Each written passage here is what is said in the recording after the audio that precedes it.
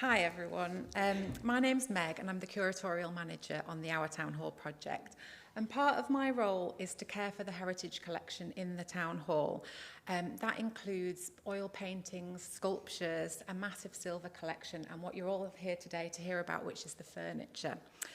So what I want to do today is give you a brief introduction to the furniture collection in the town hall, so you've got an understanding of why it's such an important part of the project and what our plans are for it when we reopen the building. So one of my first priorities when we moved out of the town hall, starting in 2018, was to move all of the heritage collection out of the building. So it was like a giant house move on steroids. And this brought home to me the range of the items that are included in the town hall collection, from giant tables to sideboards and individual chairs. It also brought home how much furniture has survived from the original scheme and what poor condition some of that furniture was in. So actually we're very lucky that so much furniture remains from the original scheme, given how many changes there have been in the town hall over the years. Now this is just one of our 8 different storerooms that contains furniture in an off-site store. So why is it so important? Okay. So if any of you have been to any of these lectures before, you'll have heard all about the restoration of other parts of the building. So mosaics, stained glass, the clock. And it's very obvious why we've prioritised those. They're part of the fabric of the building. But people might not understand quite as clearly why furniture is so important. And the answer to that question is this man on the slide here, Alfred Waterhouse. He's the architect of the building, and when he designed it, he designed the entire scheme, the external and internal scheme. And for him, the furniture was just as much a vital part of the scheme as everything else that he designed. And he thought that the furniture continued to tell the story that he wanted the rest of the architectural features to tell.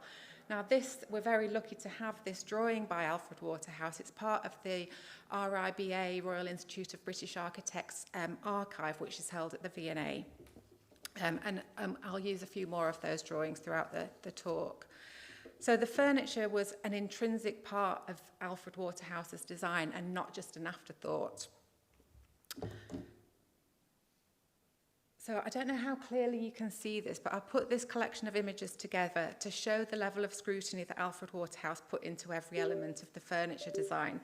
So in the top left there, you can see he designed the coat hooks right down to that kind of detail. And these very coat hooks are on some of the furniture that we've been restoring. He designed the door handles, drawer handles, and they were all in a hierarchy of design depending on the importance of the room and the furniture and who was using it. And also he designed the furniture from things that were very intentionally grand, like this, which is the Lord Mayor's chair in the middle at the top there, right down to the clerk's stools that were used at all the desks throughout the building. So there must have been absolutely hundreds of those stools throughout the building, and we've only got about 3 of those left in the collection, which to me makes them very precious. It's one of my favourite things, actually. Another reason why the furniture is so important to us on the project is that it was all locally made. So there were 2 companies that got contracts to make the furniture in the town hall. One was Dovestone's Bird and Hull, which you can see on the left there, and the other was Goodall's. So Dovestone's got the contract for the very smart furniture, which was in the staterooms and the Lord Mayor's suite, and Goodall's got the contract for the furniture everywhere else in the building. And they are both local businesses, and it's thought that Waterhouse liked using local businesses because he could go and check up on them much more easily when he was checking up on the rest of the things that were going on site. And that meant he could maintain the standards that he wanted in the building. So these are both slightly later images, but it shows that those businesses went on locally to thrive and to do different things as well. Ooh. So this is just to show you the different sort of techniques. So obviously Waterhouse did the original design, and then the 2 different companies went and took a sketch of Waterhouse's design and went off and built the furniture. So on the left-hand side, you can see Dove stones, and on the right is Goodalls. So even Goodalls, who were doing the general furniture for the building, are making this very high-status furniture. And although you can see little differences between them, they're still very high-quality craftsmanship, and all of the ordinary furniture in the building is very special and important as well. So I just want to say a bit about what we plan to do with the furniture when it goes back into the building. So the reason that we're restoring it and trying to bring it back to its former glory is that we want to use the furniture to enhance the overall design scheme in the way that Waterhouse intended. We also want the furniture to be useful. It will be a functioning part of the building, and it will be used as it was originally intended. And people will be able to come in and enjoy it and use it. So that's really important to us. Where possible, we want to try and put the furniture back into its original places. And in some cases, that's easier than others. So you can see here, Waterhouse actually designed and laid out exactly where he wanted certain furniture to be. And when we've had a closer look at some of that furniture, we've found the original labels from the manufacturers on the back of the pieces saying, this is for the town clerk's office, which is brilliant to find things like that. We've also found little features that we never knew existed. So this is a leather trim that was on one of the side of the shelves. Now, we think that was probably on a lot of the shelves all throughout the building, and it only survives in this one particular instance. So where we found little discoveries like that, we want to make sure that we look after them carefully and celebrate them. You can even, I don't think you can see probably from that drawing, but it was actually drawn onto the Waterhouse's original sketch. And one of the other things that we want to do is where we find, or we think we've only got 1 or 2 examples of pieces of furniture left that are unique, we're going to conserve those and keep them as a research collection so that we know that no harm will come to those by being used generally in the building.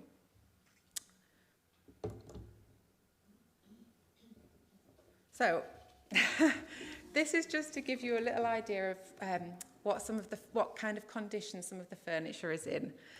Now, I don't want you to think that all of the furniture is in this condition. It certainly isn't, and it hasn't all been badly treated. But there are some extreme cases. This is a particularly bad one. And the next one is a sofa, which has also suffered quite a lot of damage over the years. But what I've learned from working with our fantastic conservators and restorers on the furniture framework is that very little is beyond repair because they are magicians and they can do all kinds of things that I would never have dreamt was possible before this project. So I'm just going to leave you now with this photograph from 1877 when the town hall first opened. We might not ever get back to this exact state, but we're certainly hoping that we will breathe new life into the furniture and try and create this kind of atmosphere in the building in some of those main rooms. So like I said, I'm going to hand over to the people who are going to make this happen. Our first speaker today is Cesar, who from Caesar's Conservation, and he's going to tell you a bit about the work that he's been doing on some of our furniture. So. Hi everyone, my name is Cesar. I'm one of the conservators working on this furniture restoration project. I've got a degree in conservation and restoration, and despite my appearance, I've got 20 years experience combining cabinet making and furniture restoration. In this presentation, I'm going to go through the types of furniture in batch 7. So every contractor had a batch.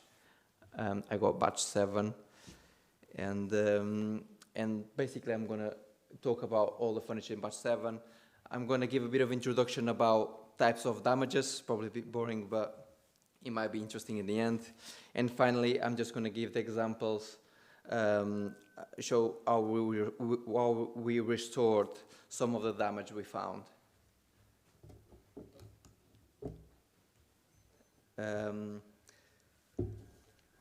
As you can see, these are coat and hat stands. There were 12 in total, but the whole batch had 30 pieces, all designed by Alfred Waterhouse. Some of these coat stands are quite big, they're nearly 8 foot. There's some other different models. There's 7 mirrors. As you can see, it's quite a big mirror, and this is not the biggest one. There's another mirror, this one with a bit of gilding. There were 4 fire screens. There's a bit of a detail of a fire screen. And finally, 7 rope barriers. These pieces of furniture individually, they are complex structures made from different types of materials. If you think of, it will be wood, metal, glass, golden gesso, and natural polymers if we consider the resins that compose the varnishes and the glue as well.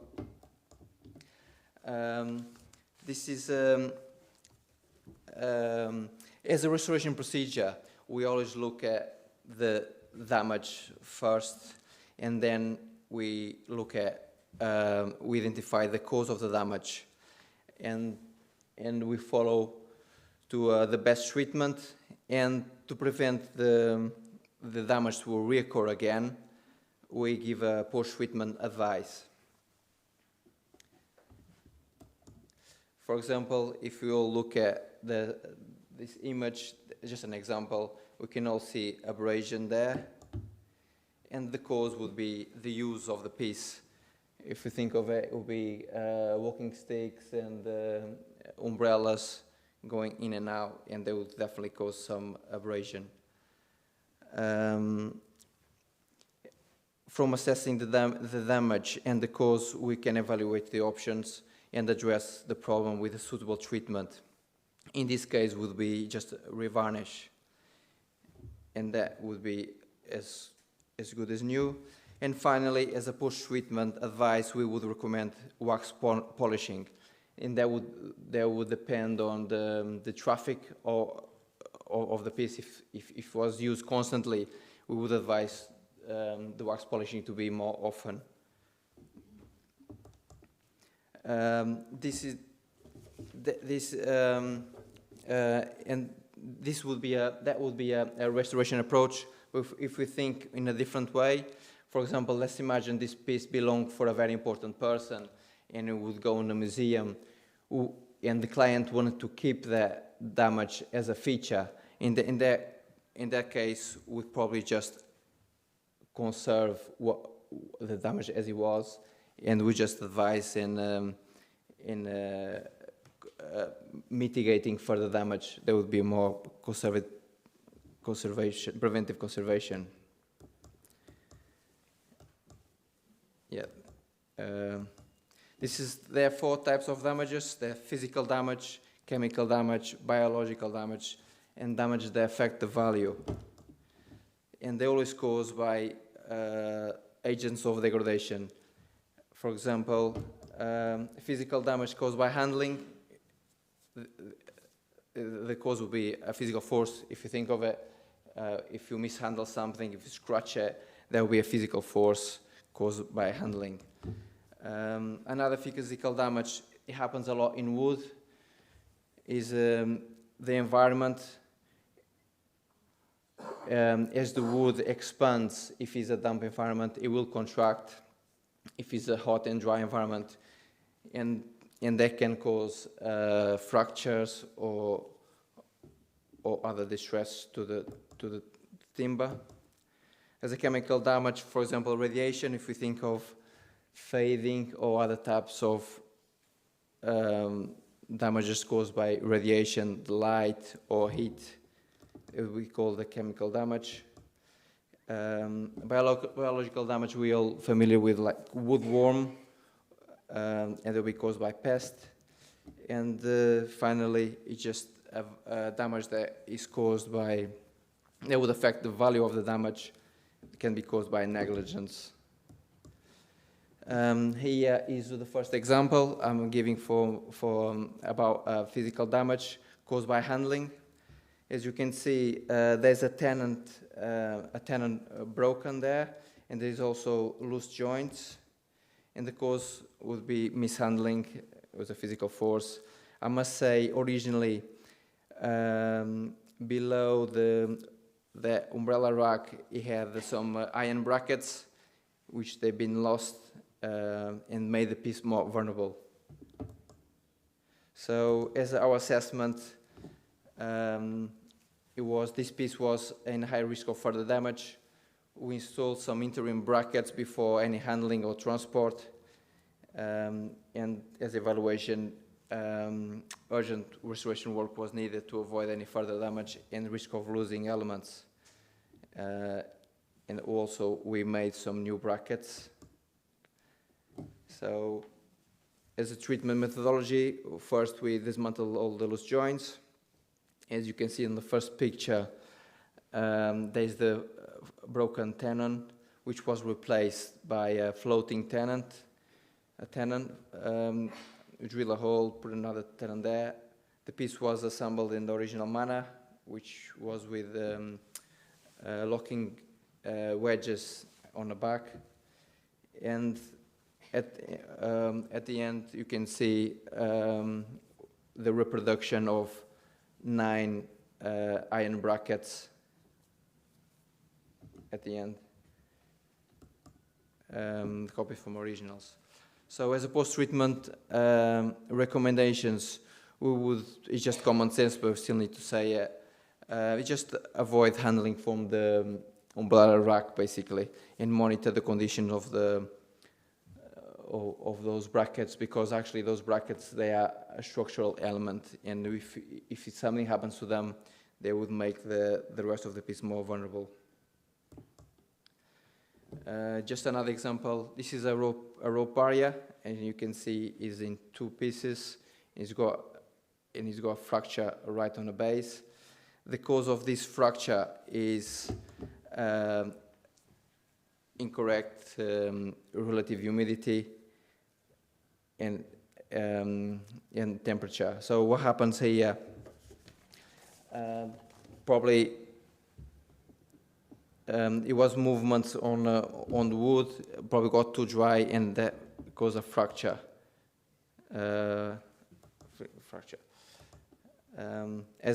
Just as an example here, rope barrier. If it's a cold and damp day, the wood would expand and will get into. It will be absorbed by the base of the wood. And when the temperature rises, that would cause the wood would release the water, internal water, and that would cause a fracture. That's the reason why we got a fracture there. So the piece as it stands is in high risk of further damage and loss of elements. It needs urgent action to stabilize the damages and reassemble the piece. And we have considered to refinish the bottom of the base to turn the base as create a water barrier. Here is the treatment methodology. All the fractures wood glued, and because all of these pieces they're going to go back into use, we had to reinforce the repairs with dovetails, as you can see there, and we sealed with linseed oil the base of the base, the underneath of the base, so no water would go in there and affect the same damage. As a post-treatment recommendations, we recommend mainly maintain the environmental conditions, considering the matrix of the materials, which is wood and lead, and handle the piece from the base supporting it. This is an example of a chemical damage. If we think this is from a fire screen, fire screens were created, were designed to deflect heat coming from the fireplace, and the fire itself emits 2 types of radiation: a cold radiation, which is light, and a warm radiation, which is heat. Heat radiation is known also as infrared radiation and causes degradation of the varnish. And as you can see, it causes varnish oxidation, craze, cracula, is quite damaged. So as assessments evaluation, and if we think of the risk of occurring the same damage again, it's quite minimal, because the town hall might have a central heating now. I don't think they're going to put the fire on that much. This damage is causing a physical and aesthetic problematic. It doesn't look very nice, and the damage is just peeling. As a treatment recommendation, and now this is a treatment methodology. So basically, you can even see some crazing, desiccation. We cleaned the deposits. It had a lot of dirt and soot deposits, probably some nicotine as well. And we leveled the surface with a very fine abrasive paper and just refinish with French polish. And there is an image afterwards.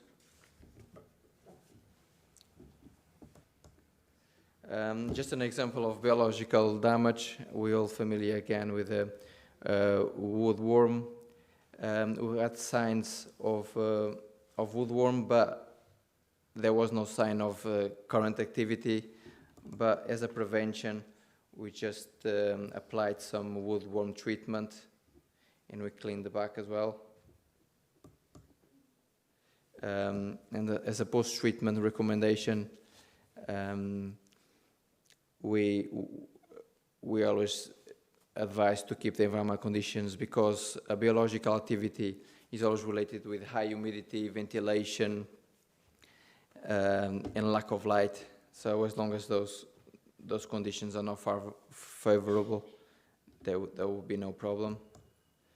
And as a last example is the damage affecting the value of the piece.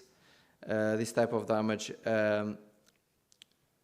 is quite common, and it's caused by negligence. If we think of it,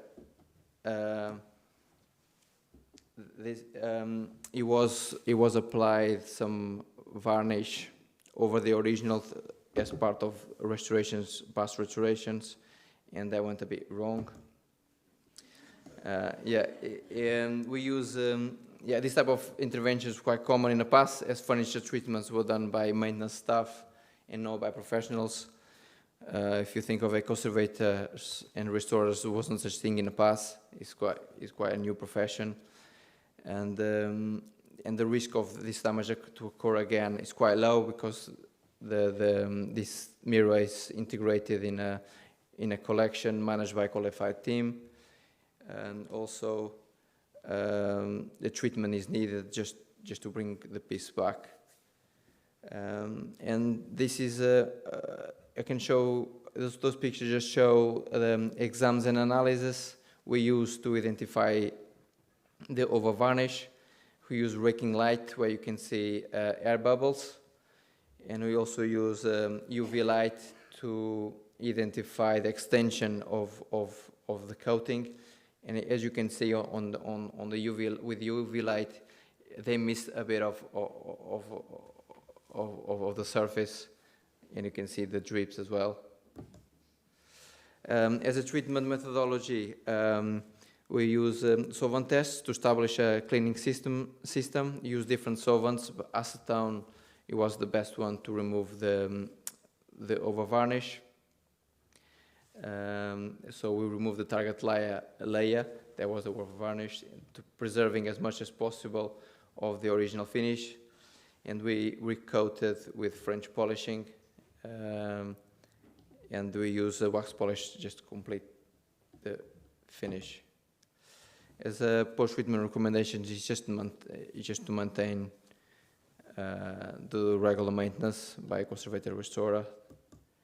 And this is a conclusion. Planning and systematic risk assessment is important.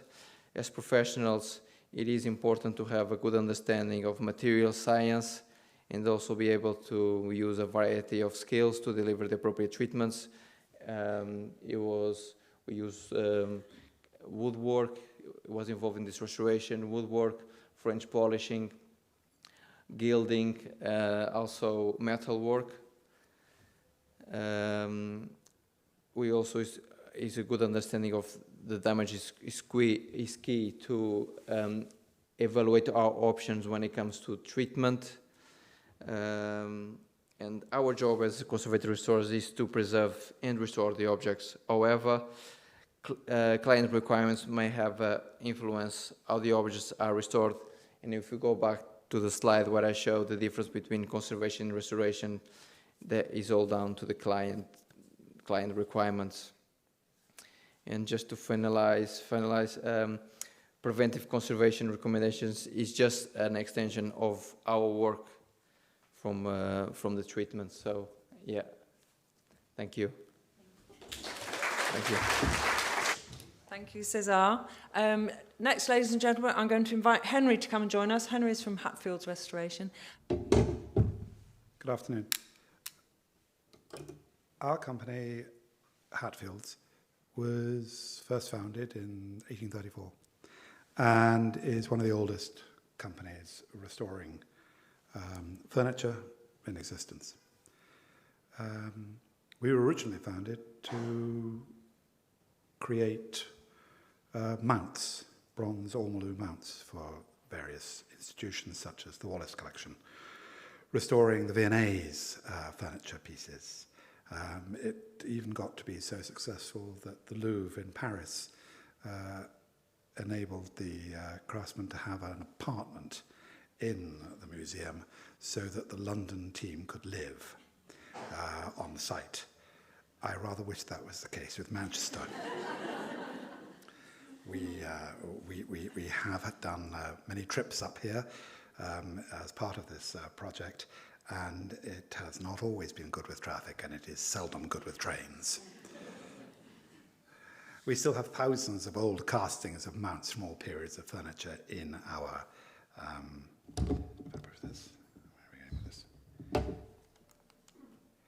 there's the Palace of the Louvre, and the apartment we used to have, I think, is the very, very far left-hand side of that picture.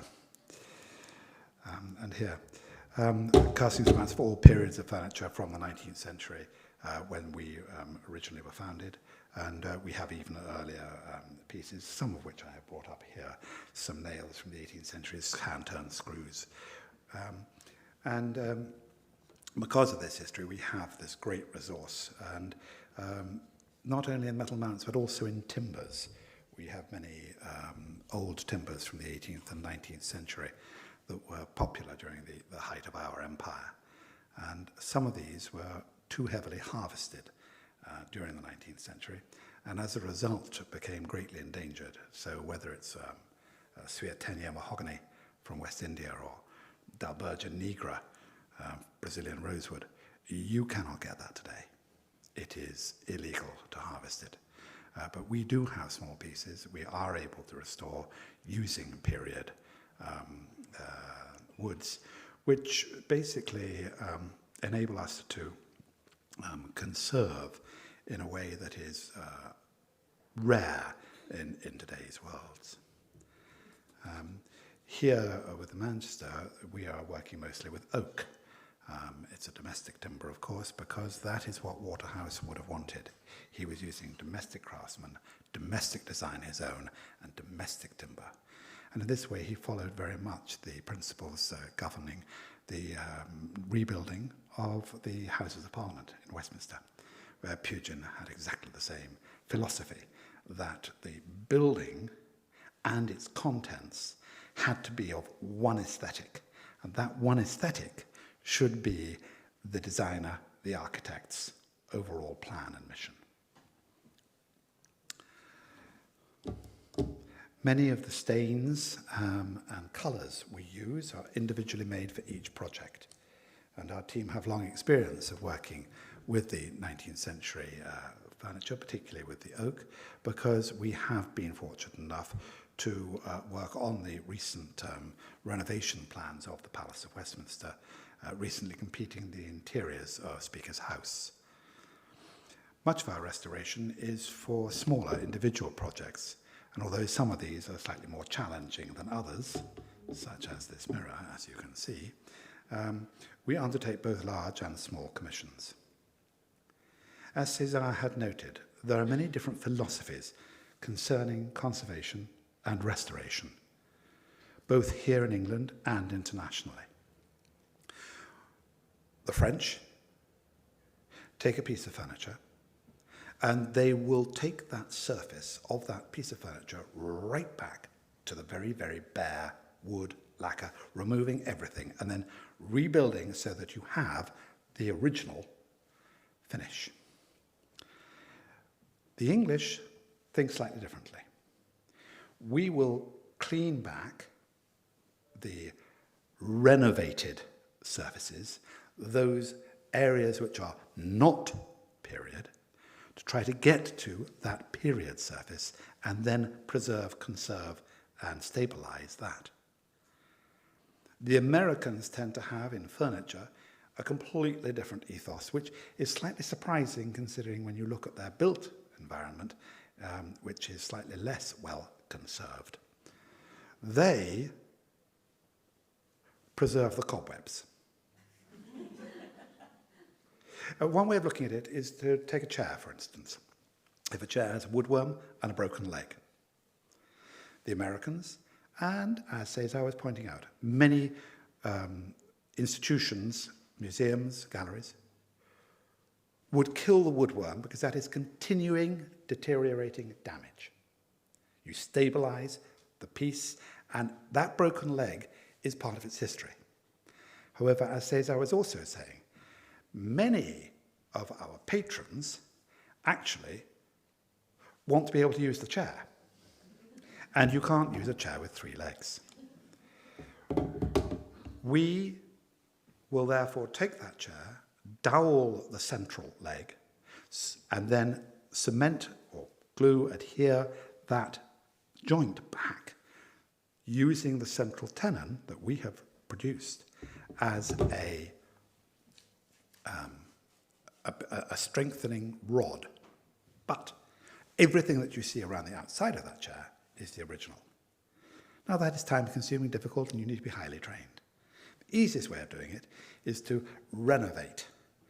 And that would be cut off the broken, put on the new, and you've got a really strong chair that has absolutely no original leg left.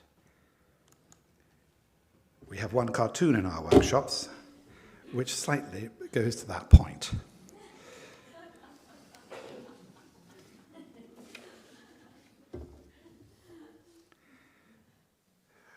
This perspective which changes is changing today.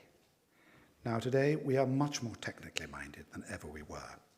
And as a result, we have to really guide our clients and recommend to our clients how it is best to have a functional piece of furniture as well as an original look, so that we preserve as much of the skin of the object with as little plastic surgery and give you something that you can still use.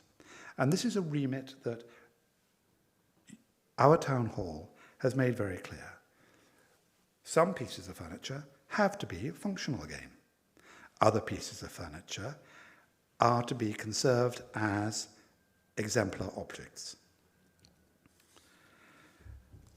We have just recently finished half of, and are completing the rest, of a group of tables in batch 5. And here we were confronted with multiple different problems, not just of structures, but also of surface. Of the 11 tables, most have a similar structure, and most had a similar surface. As you can see, the original 19th century skin of shellacs and wax have been damaged from regular use and scratched. Although a few tables had been washed back and refinished fully, most had been protected with layers of varnish. Why is this a problem? Well, both shellac and varnishes are resins, but they have entirely different characteristics. Shellac is derived from the lac beetle. which is from Indonesia. Secretions from the female beetle, when they swarm, cover the branches of trees. And sucking the resin up from the tree and processing it before excreting it, it hardens, oxidizes very quickly, and produces a cocoon that protects the swarm and protects the eggs that the female is laying. You harvest this secretion dry, and by heating it and putting it then through a fine sieve, you can separate this lac from the various pieces of bark. And this shellac gets then dried out, rolled into long sheets, cut into flakes, and you buy it as flakes. I have a few flakes over here to show you later. When diluted in a denatured alcohol, it becomes a very soft but dry finish that can protect the surface of timbers and is used as nail varnish in all your nail bars. It was the original surface for LPs, phonograms, and it dries quite slowly. We dilute our shellac by up to as much as, it's called a cut. We cut it by 3 to 1, so it's basically a pound of shellac for a gallon of alcohol. And we can cut it down by as much as 3 to 1. This gives you a very, very, very thin layer. And if you can build up those thin layers, that is how you get that protective coat. The problem is with varnish, also a resin, which comes from a tree, not a beetle, the Rus vernicifera, mostly in China, it dries very quickly because it's comprised of 3 different elements: the resin, a solvent, and a thinner. The solvent is usually turpentine, itself a resin from the pine tree. The advantages of the drying means that it's much more practical. You can splash it on and it dries in minutes. It evaporates and is hard. It's very brittle.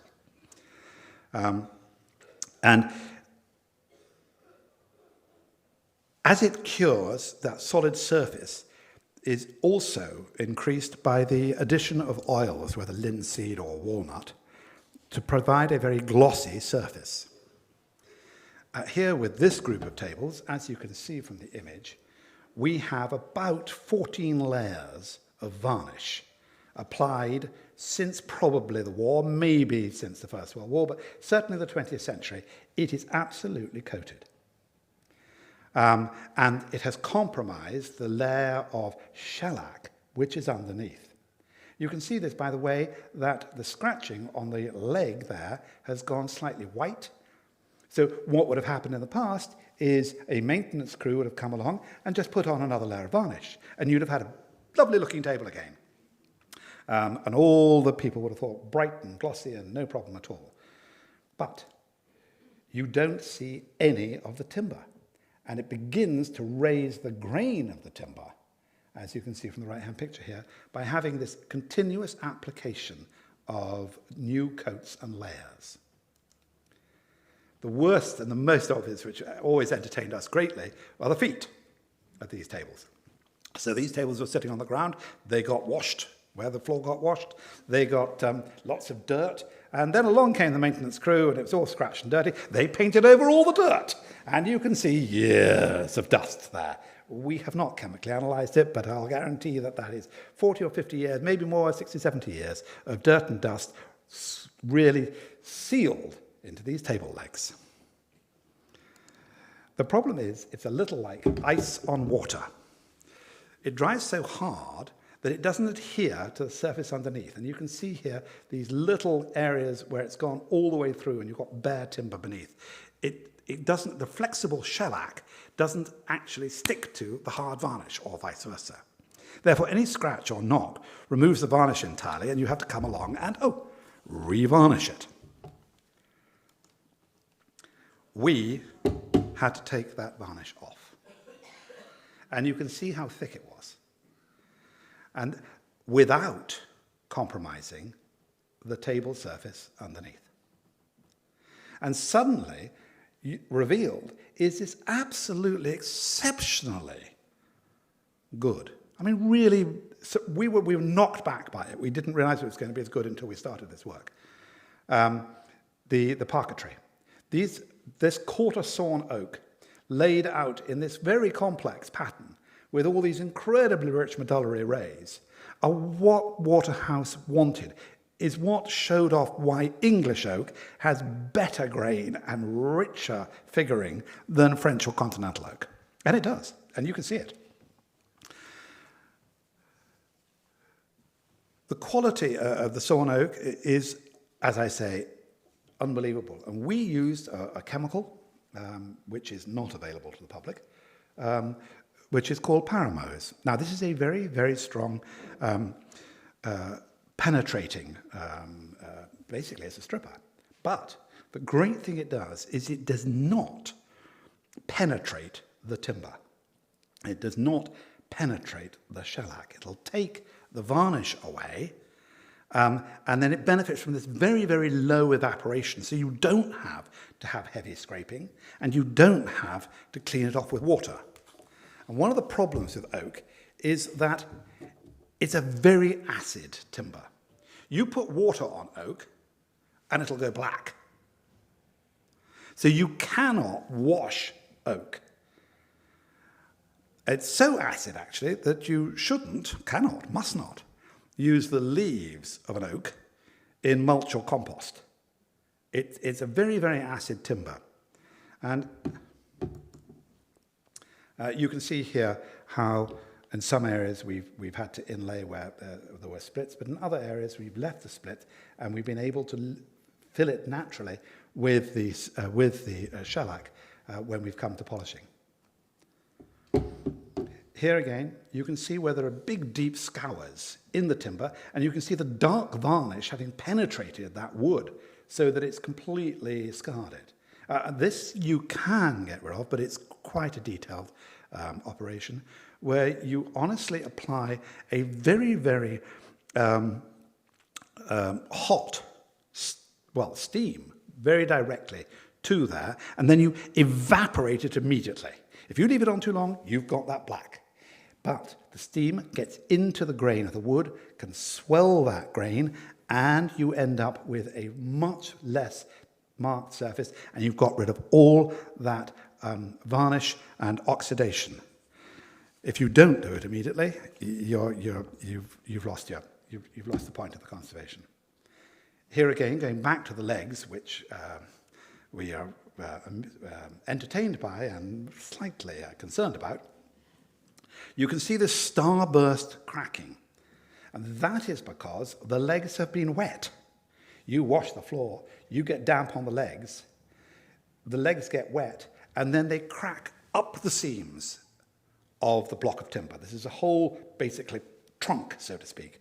And that's why you get this, what's known as a starburst cracking. Not along the grain, but all over the grain, because the water has got into the timber.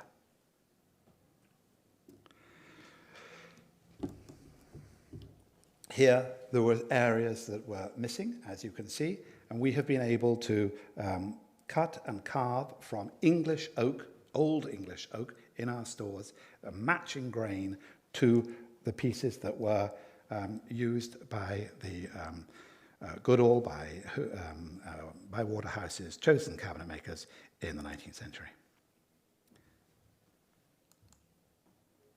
Here we've been able to use a little bit of our old quarter sawn oak in order to fill a small gap. And I've got some quarter sawn oak over there. Here again, you can see previous damages. This little corner here is actually filler, which we had to judiciously remove and again replace with good oak. Variously, we used different glues. We used two glues here on this project. We've used a cold glue and a hot glue. Interestingly enough, these glues have been around since the Roman times. Pliny even mentions them, saying that there are only two types of glue, fish glue and animal glue. That's it. The cold glue we use is a fish glue, which is extracted by heating skin and bones of fish in water. And the resulting adhesive, again I have a little here I think, is very, very slow to cure and has a high elasticity and a great strength. So on this picture here, where we have a clamp and a flat top, we would have probably been using hot glue because they're the veneers and we need a slightly quicker curing. But let me go back to say, yes, those drawers, we'd have used the cold glue. And this therefore would allow us to basically dry overnight, if not even longer. It ends up being very flexible. It swells with the timber. And this is exactly what César was saying earlier. Timber never dies. You cut a plank, it is always going to live. It absorbs the moisture. It sheds the moisture and heat. And this is so important in the atmospheric conditions which we're faced with today, at home and even in the town hall. The central heating and the air conditioning that we live in order to preserve ourselves is absolutely awful for our furniture. And therefore, having a substance that moves with the timber, not superglue, none of the Yoo-hoos or contemporary glues are any good at all because they don't move. The timber moves, you get a crack. And sometimes you can hear it. I mean, I remember in our old showrooms, and I was originally an antique dealer, we would have, our atmospheric conditions and everything, and suddenly you just hear, and that literally was a piece of furniture that had been wrongly glued in the past, and it was breaking away from its modern plastic glues.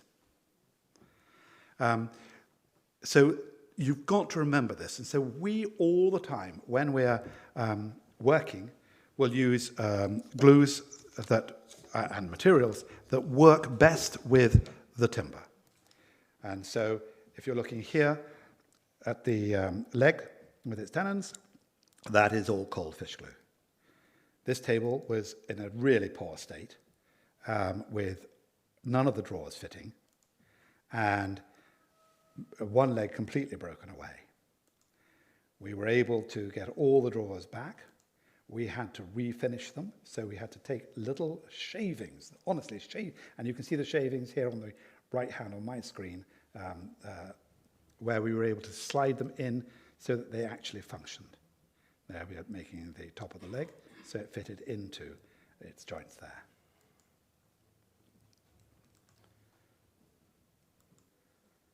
And there you see here on the left-hand side, that scrape through the varnish, down to the nearly bare timber.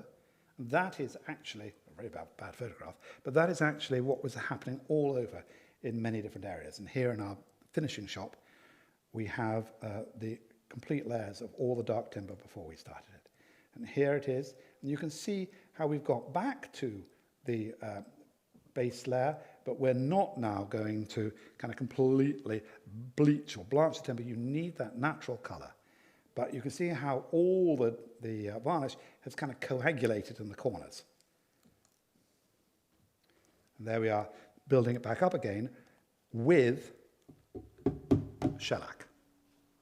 And we will put on up to 4 or 5 layers of shellac on each part of these tables in order that you build that surface back so that it has an ability to move, but an ability to be protected.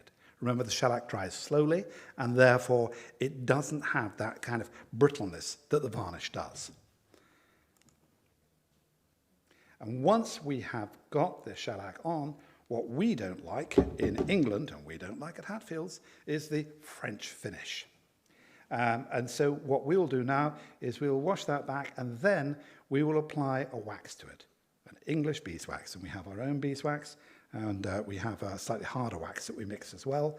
And I think this actually has our beeswax on it, these tables. But you can see the glow the timber has, the softness the timber has. It hasn't got this kind of, I would say Harrods finish, coming from London, but I don't know what the equivalent is up here. But you don't have that very bright finish. that you get from a spray on so many modern pieces today. One of the great pleasures that we've had, and I must say I want to reiterate what was said right at the beginning, is that we have not been able recently in our workshop, and we're an old-fashioned workshop, we're not a single one-man band, we have an old-fashioned workshop structure. We have 4 or 5 cabinet makers and a couple of finishers. They have a very specialist job. Now, they understand each other's alternate roles, but they do not do them. They have spent 30, 40 years doing one role and one role only and learning from that. And one of the reasons that they keep coming back is not because we pay them well, we don't, but because they learn every single day. And the amount of learning that we have done working on these pieces from Manchester has been unbelievable. I mean, it's been a huge pleasure for everybody. But we have not found a great willingness among the young to come and join this trade. 1, it's very hard work. 2, most of the men I work with now, all of them are over 55. They had 7 years apprenticeship, starting at the age of 15 or 16. Nobody does that today. There is no training available in that kind of format. There's an academic training done in the technical colleges, but you come out of a technical college and you're not actually very skilled with your hands, we have found. And we have tried to take on apprentices in the past. No one has lasted more than a year. One of the great things about taking on Manchester is it has given us the breadth of work to be able to take on an apprentice. And so far, he's lasted a year and a half. And so, really, this town hall project combines a social value. Me talking to you guys is not really a high point, but combines a social value with this ability to extend the history and the education of maintenance. We are such a throwaway culture today. We don't restore anything. It's broken, fling it. Everything can be restored. Even, as was shown, some of those pieces of furniture that looked absolutely as if they were ready for the tip, they can be restored. And I really hope that one of the small kind of movements that comes out of this project is this ability to share in the education and learning that we have enjoyed. And I'm pleased to say that the new project for the restoration of the Palace of Westminster are looking very closely at the methodology and the structure of the Town Hall project here as a way forward for them to be able to spend public money effectively and efficiently. And I really hope that that becomes the case. Thank you very much.